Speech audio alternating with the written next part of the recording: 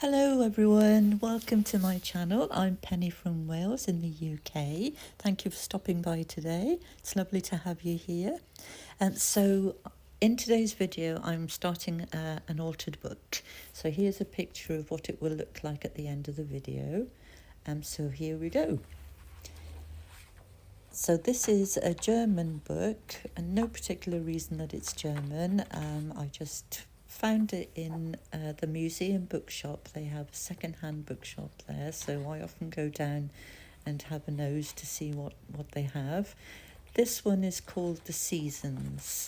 It's by Bichelle. I couldn't find a review online of it, but apparently it's about an author's frustrations, which I'm not quite sure what that's got to do with the seasons, but it was appropriate for me because much of my art, art subject is about nature and landscape. So anyway, so I like to choose a book that's got clear signatures in it where I know exactly where the middle is, because the thread, you can see the thread and you can see the middle page, and it's much easier, I find, to make it more even, evenly spaced. The pages are more evenly spaced. So here I am. I think I go through the book 3 times to take out the middle pages until I'm left with enough to make 8 to 10 pages for my art book. This is going to be an art book as opposed to an art journal, as I think I'm going to put pockets and other ephemera in here.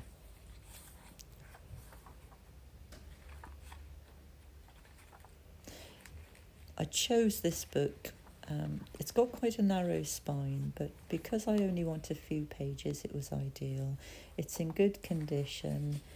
It's got like a fabric cover. It's a vintage book, and the pages are a nice quality. So I've finished taking out all the pages here, and I keep them for jelly printing, for ephemera, and for anything else that I can use them for. So now I'm going to start gluing down the pages. So here I'm gluing the first page, the initial page of the book. I always keep those pages, I don't tear them out. And I put a piece of paper so that I don't glue all the pages down, which I have done in the past. So I'm using a glue stick because I don't want to use a wet glue because it takes too long to dry. And also I find that with the wet glues, the PVA and the Liquidex, you do get a lot of crinkles. I don't mind crinkles, but on this occasion I chose glue stick because the pages do, they're flatter. They don't have as many crinkles. So I'm using my bone folder here just to ensure that the pages are glued together.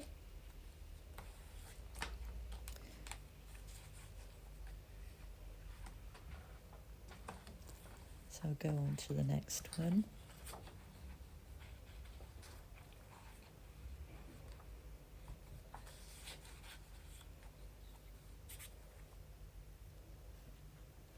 I glue all over the page, making sure that I go right to the edges.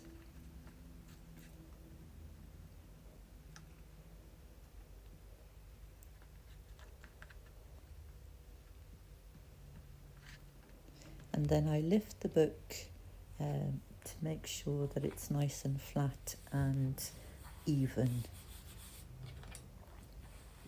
Using the bone folder again to make sure the pages are glued nice and snugly together.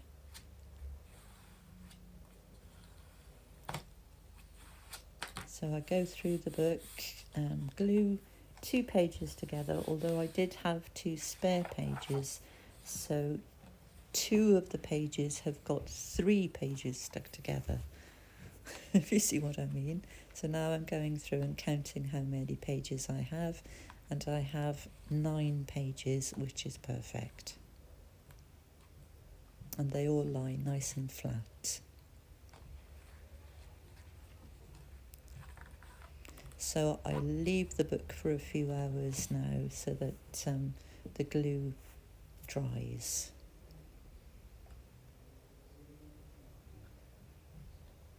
So I come back a bit later, and now it's time to put gesso on, white gesso. I put 2 layers of white gesso on, although I think I could have put 3 on, or maybe put the gesso a little bit thicker than I did, but it was fine. I'm using a makeup sponge to put the gesso on.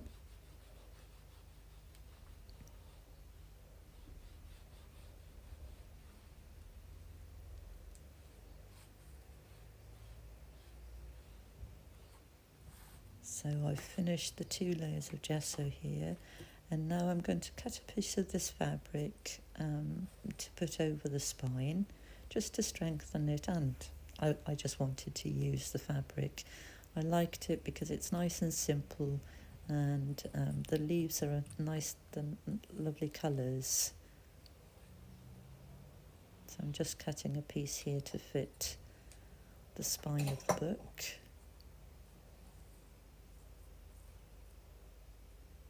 I think this is upholstery material.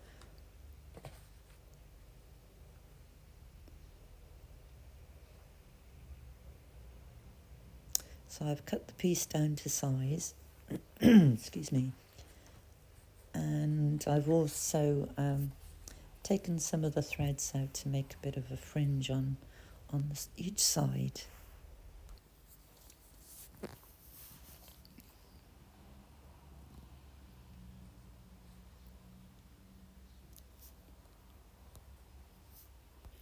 So here I've chosen some paints that I'm going to use. The first one that I've got there is the Arteza Wine Red, and I mix it with a little bit of the blush tint, the abstract blush tint. I was aiming for a kind of dark pink, but I've added more wine red here.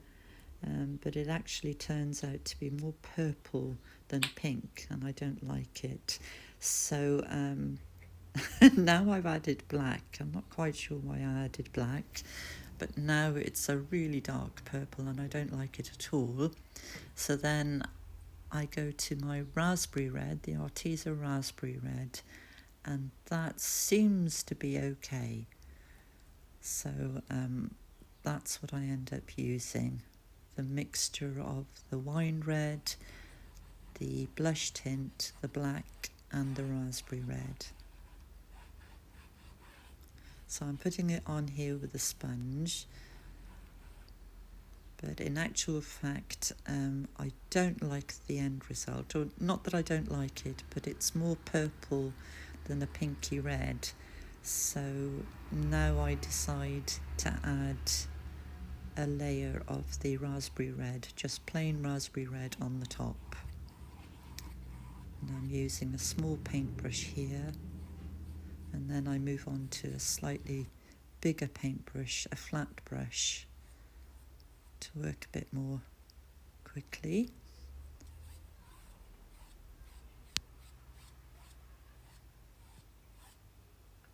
So I do like this colour, although it's a darker red than I had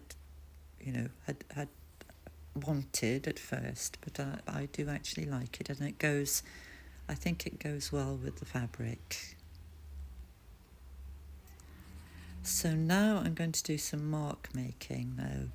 This didn't turn out too well. I'm using my piece of cardboard here with the thread, embroidery thread wound around it. I think I need to make a new one because the marks aren't doing what they're supposed to do. And I was a bit worried at this stage, and then I added the white acrylic paint is what I'm using there, and bubble wrap, and I thought, oh dear, what am I doing? No, it didn't turn out too well at all.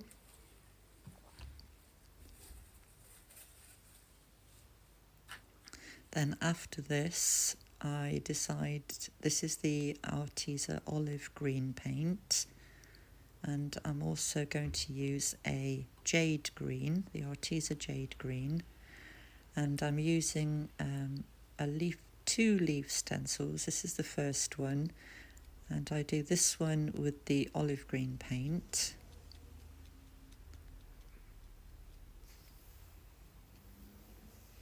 And I do the next leaf stencil with the jade green. I'm not at all happy with how it turned out. It wasn't what I'd intended to do. I intended to make a very simple pattern, but I've covered the whole of the cover, which wasn't what I intended at all. So after feeling that I'd made a mess of that, I put that to one side, and now I've got a piece of embossed white card, thin card here, and I'm going to make a picture frame. So I'm just measuring out here 1/2 inch on each of the edges, and then I'll cut out the middle.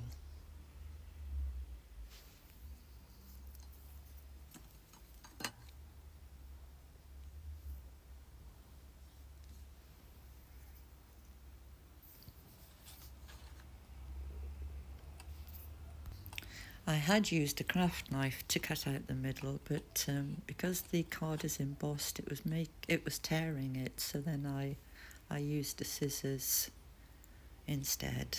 So now I'm using the Memento ink. This one is bamboo leaves, very similar to olive green, which is what I wanted. I'm going round the edges.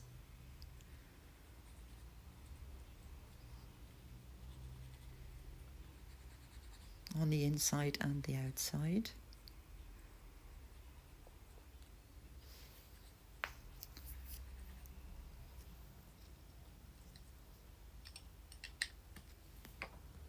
Now I'm auditioning it, and I'm thinking that it needs something else. I've got some die cuts here that I'm going to use.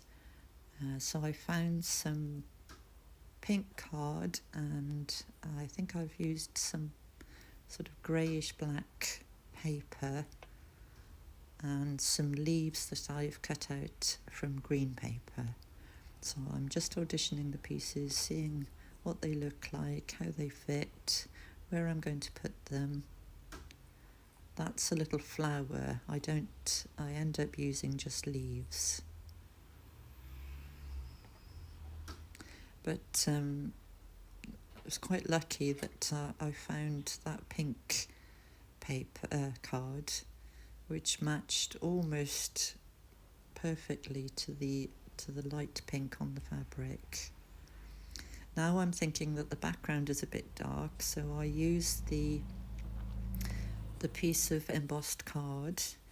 The white was too bright, so I decided to paint it in the raspberry red, which is very bright and very pink on the white card. And then I'm adding some of the bamboo leaves Memento ink to the green leaf because it was a bit too light. I wanted it to be a bit darker.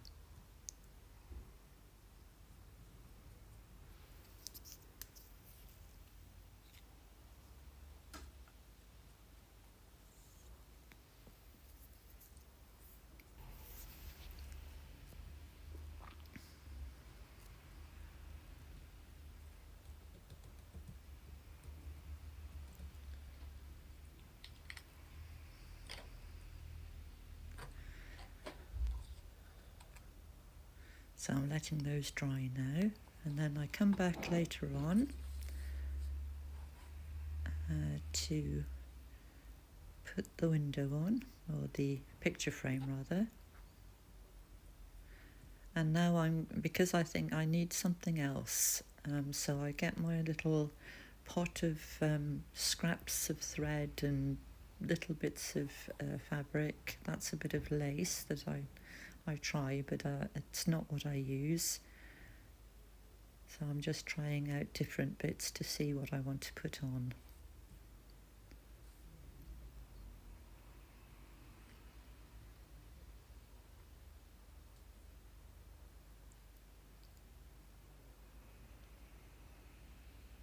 As you can see, my little pot is all mixed up. These are all the bits that I throw in there when I've, finished something from previous projects. Here's a bit of gauze. I call it gauze because it's the stuff that you put on top, if you make homemade jam and you put it on the top of the jar. This one I've dyed in blue, so I tried that one out, and I do like the gauze, but I don't want a blue. I think they sell this as cheesecloth, but I don't think it is cheesecloth. It's more like gauze to me, but anyhow. So I decided to cut a piece off, and now I'm using the Distress ink, which is a Victorian velvet pink. So I have dampened the piece, and now I'm just kind of going over it with the ink pad to give it some colour.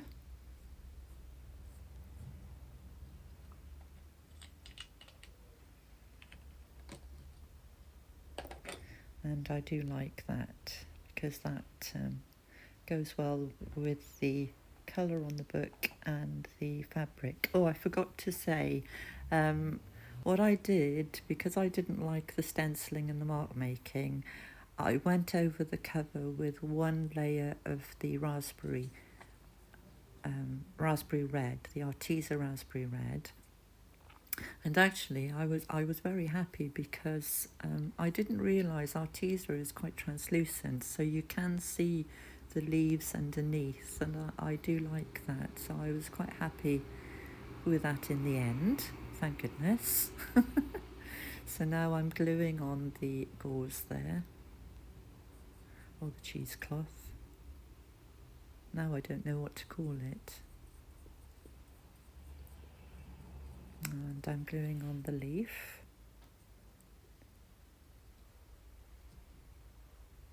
I've pulled the cheesecloth out so that it stretches a little bit further over the book. Now I'm just making sure that I put the leaf in the right place.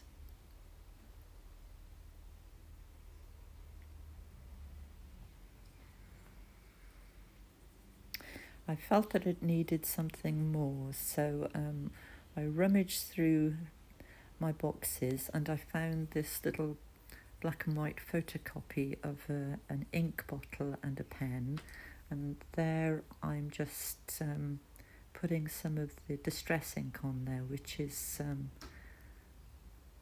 it's called Aged Mahogany, that's right. So I've stuck the ink bottle, you can't see it, you can hardly see it underneath these leaves, but hopefully you'll be able to see it when it's finished. So then I've got a sort of dark grey die cut and the kind of velvety pink leaf there.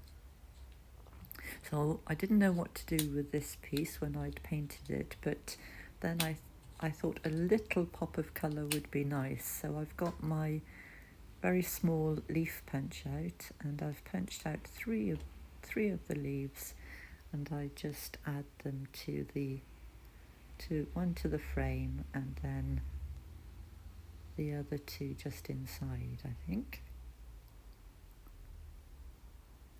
So I'm happy with that.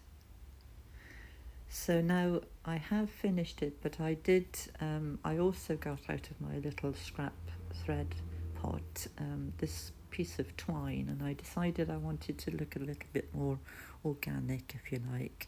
So I stuck the twine around the edges of the frame, and I also added a little charm there, which was quite tricky, threading the twine through the small hole of the charm, and then I tied it with a bit of olive green embroidery thread.